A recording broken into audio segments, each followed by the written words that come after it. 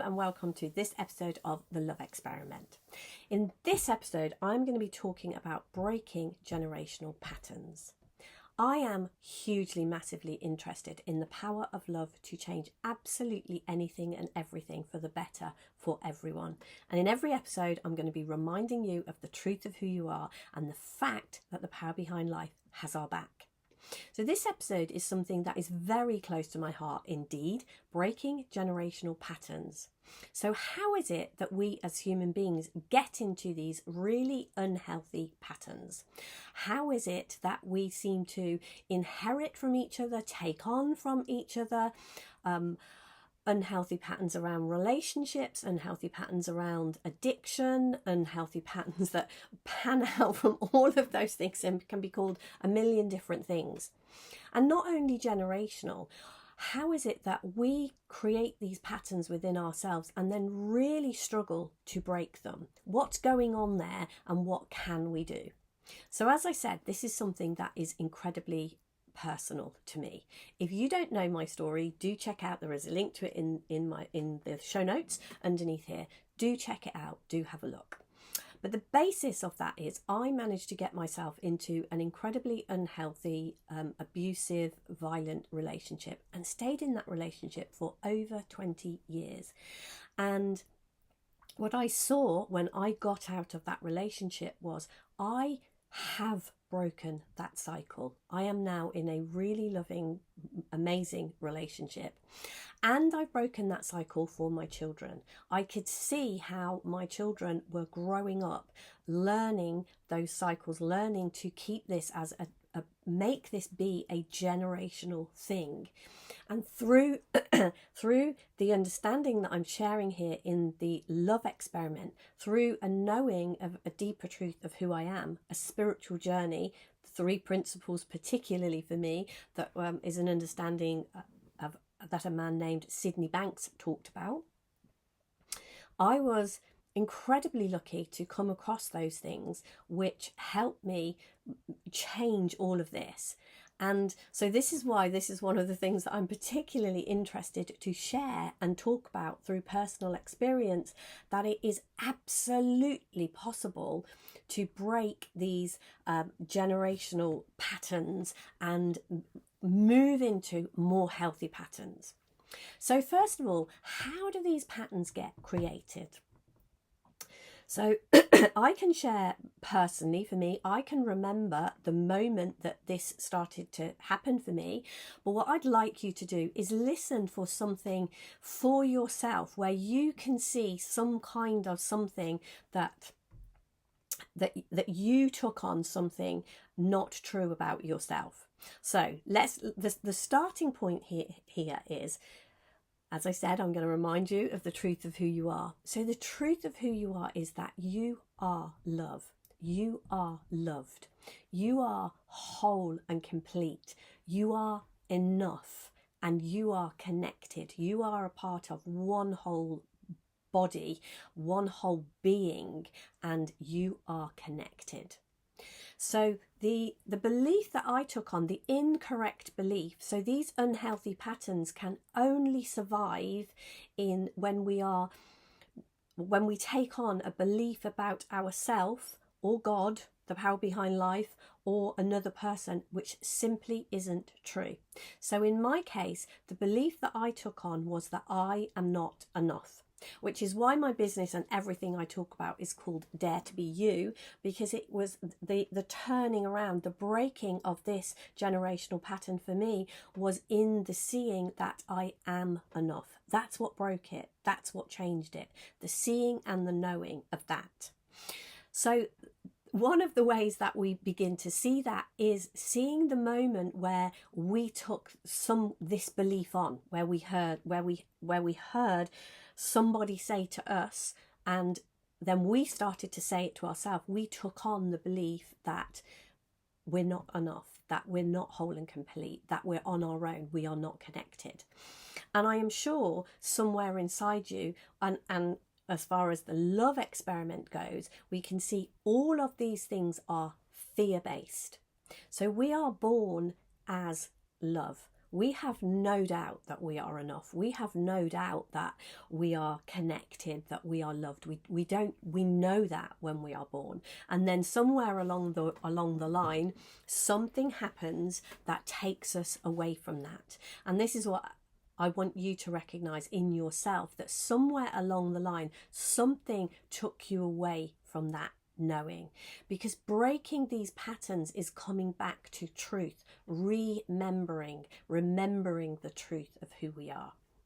So for me, what happened innocently and accidentally, nobody is to blame here. This isn't about pointing fingers or blaming. We're all caught up in the fear. We all live in fear a lot of the time, most of the time, which is how these things happen. So I am very like my grandma on my paternal side, my dad's mum, and my mum is the polar opposite of my grandma. So way back when I was a youngster, many years ago, my mum and my grandma had a typical mother-in-law, daughter-in-law relationship. They didn't particularly get on, and my mum, I guess she wanted me to be like her and not like her mother-in-law. And I, no criticism of my mum. I have no idea. I have no idea what her thought patterns. I have no idea of that. But what I know is I overheard her speaking to people and saying that I am like my grandma. And it's true. Everybody said it. They still do. People do, in my family still do say that. But then I also heard people talking about my grandma and saying that they didn't particularly like my grandma, didn't get on with my grandma. So for me, what I see is I put those two things together and believed that there was something fundamentally wrong with me and I wasn't lovable. I made that up. And whether I did it completely and utterly innocently, and I didn't realise I didn't know that I had done that. And this is what I want you to understand about how we get into these places. We don't do it on purpose. We don't see it happening. We don't realise it's happening. And the next thing we know, we have this belief that in some way, whether it is a belief about the connection that we are not, we believe we're on our own. We believe we're not enough. We believe that there is something fundamentally wrong with us. And these beliefs, that's how easily and innocently they can be picked up. Because the thing is, I know my mum loved me then, loves me now. I know that. And yet I still managed to pick up that belief. So it is incredibly easy to do this to ourselves, innocently and accidentally, and have other people who really do care about us do this to us innocently and accidentally. And a huge part of the love experiment is seeing through this and bringing ourselves back to the truth. So what happened? I had this belief then, I'm not good enough. So in that moment, I began to stop trusting my own inner knowing, my own wisdom, my own connection to God, to all that is. And the less I trusted that connection, the less I saw it, the more I created the illusion that it didn't exist.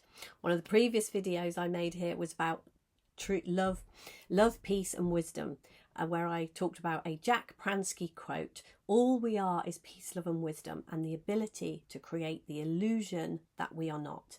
That was how I created the illusion for myself. And we all create this illusion time and time again.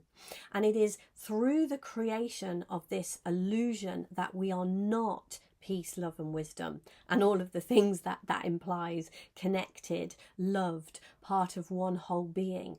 When we create the illusion that we are not these things, when we misunderstand innocently and accidentally who we are, who God is, and who other people are, then we are going to create these unhealthy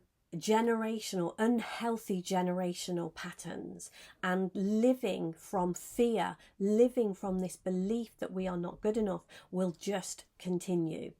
And yet what I'm really seeing with the love experiment is if we come back, if we understand, if we question, if we look in this direction, if you are prepared to be honest with yourself, it took a lot for me to be honest with myself about how this had happened to me, how I'd ended up in a really, really unhealthy relationship. How did I do that?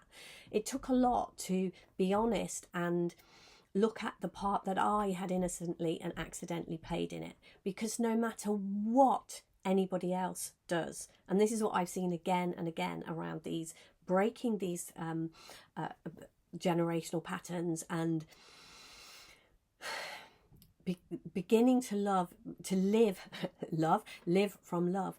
What we have to do is be honest with ourselves about it takes courage to be honest with ourselves about the part that we have played, because no matter what anybody else does, if we don't take this on as a belief, as a truth for ourselves, we can't be drawn into this, which is a huge part of what the love experiment is about, because I am now, it's not that I don't get drawn in, it's not that I don't hear things and believe that I'm disconnected, believe that I'm not loved, believe all of these crazy things about myself.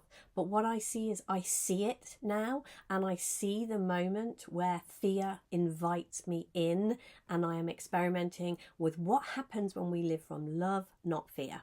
So what happens if we can be honest with ourselves about the part that we have played in all of these things, all of these patterns that we have created?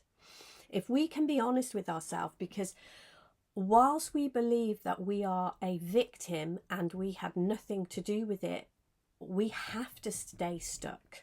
And that is one of the ways that fear can grip us, because we don't even like to say to each other. I know when I am with people and I talk about, which is why I tend to only talk about it in the context of relationships, because I have personal experience of this.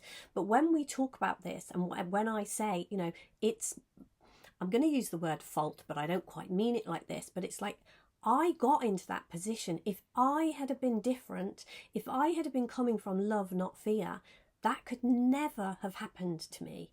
Now, I was a child and I was innocent, and you know, there are many, many ways we end up in these places, and it's not about blame or judgment. But I can see, in all honesty, if I had been different, this would have been different. If I had been coming from love, not fear, this would have been different. And this is the crux, and this is what will help us. This is what will break these cycles. So seeing, knowing within ourselves that there will be a moment at some point where we can be different. We can come from love.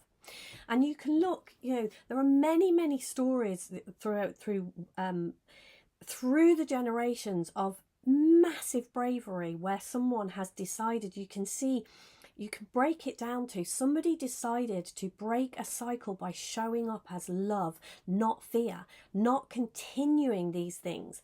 I met a lady online, I can't remember her name, but her father had been killed by an IRA bomber when all of that was rife, you know, many years ago when I was young. And that was the war at the time. And this man had, because of his beliefs, because of what looked true to him, he had become a bomber.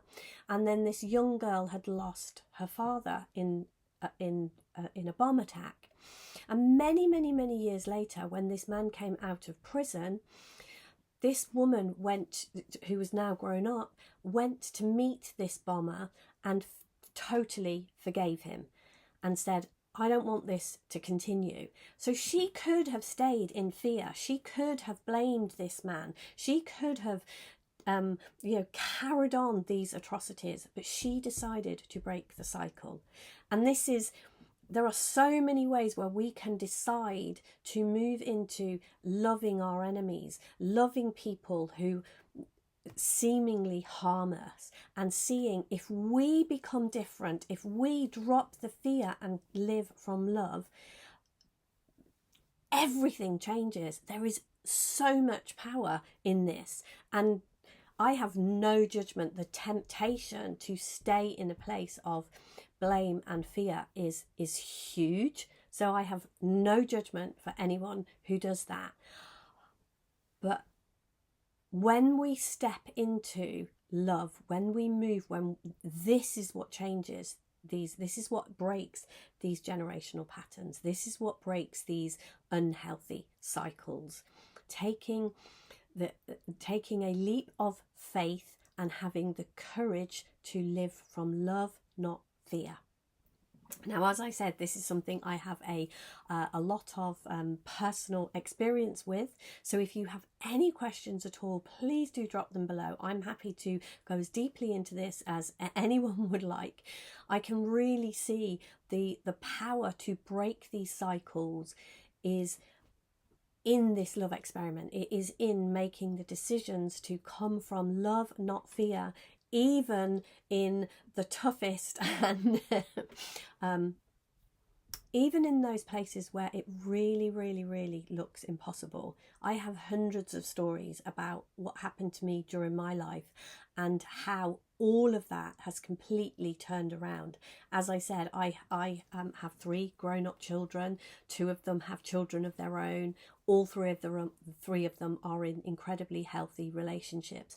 And I know that that has happened because I have watched them grow and we have had conversations. I have watched the moment where for each one of my children, the invitation to follow in my unhealthy footsteps arose, and where my knowing of this truth, knowing that I am love, knowing that I am enough, knowing that I am connected, broke those cycles. My family is a beacon of light and hope to see something different.